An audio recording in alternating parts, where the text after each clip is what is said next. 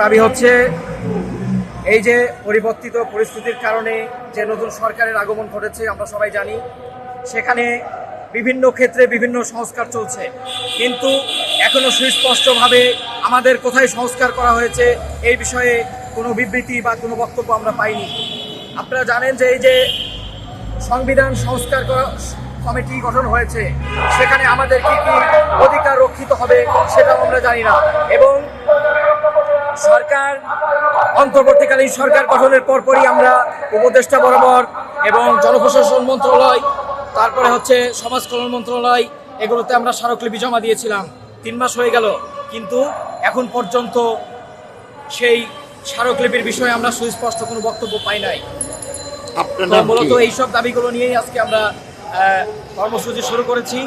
আমরা উপদেষ্টা অথবা আমরা